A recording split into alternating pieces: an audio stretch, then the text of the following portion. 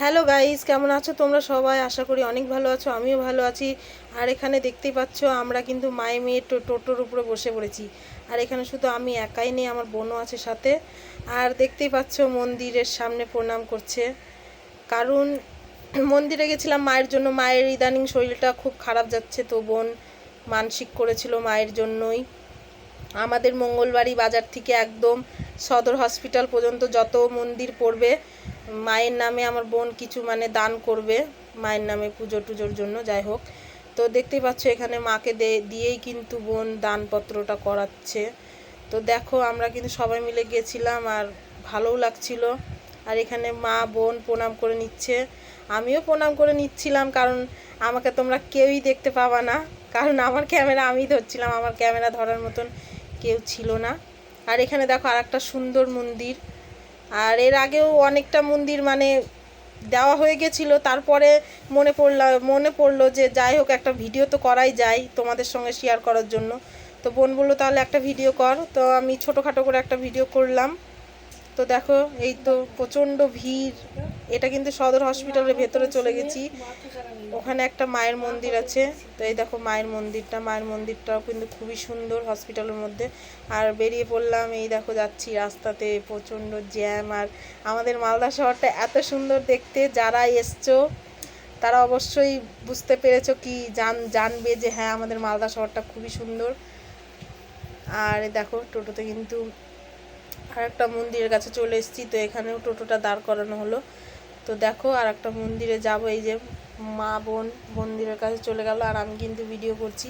আর এখানেও একটা বাবার মন্দির, খুব সুন্দর, দুই দিকে দুটা মন্দির দেখতে পাচ্ছ, এদিকে বাবার শিবলিঙ্গ আর এইদিকে হচ্ছে বাবা বাদ ঠাকুরের মন্দির।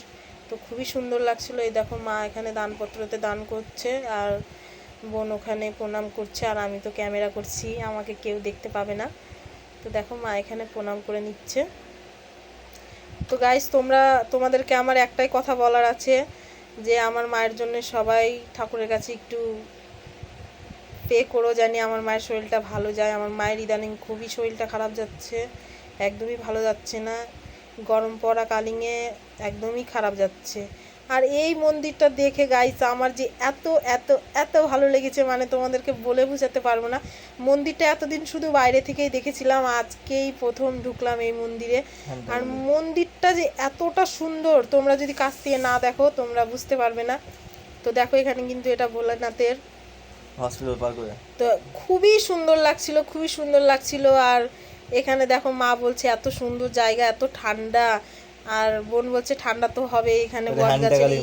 তো এই দেখো তার ব্যাক সাইডে কিন্তু আরেকটা মায়ের মন্দির, এটা পুরো জাগ্রত মা মন্দির। তো মায়ের মুখটা ভালো করে স্পষ্ট এখান থেকে দেখা যাচ্ছে না, আমি একটু জুম করলাম তবুও দেখা যাচ্ছে না।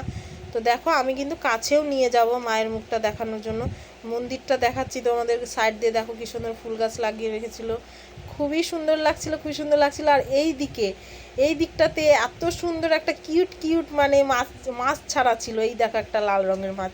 আর এই মাছটা যে আমার এতটা ভালো লেগেছে, এতটা ভালো লেগেছে বলে বোঝাতে পারবো না।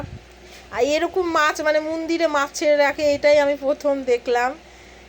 এই মন্দিরটাতেই প্রথম দেখলাম যে মন্দিরে মাছও ছাড়া থাকে। তো খুবই সুন্দর লাগছিল, জায়গাটার পরিবেশটা এত সুন্দর, এত সুন্দর বলে বোঝাতে পারবো না। দেখতে পাচ্ছ অনেক লোকও ছিল এখানে। আর মা দেখো মায়ের মন্দিরেও কিন্তু প্রণাম করে নিবে একটু, মায়ের মন্দিরেও আমি একটু প্রণাম করে নিব, তোমাদেরকে আর দেখাতে পারবো না।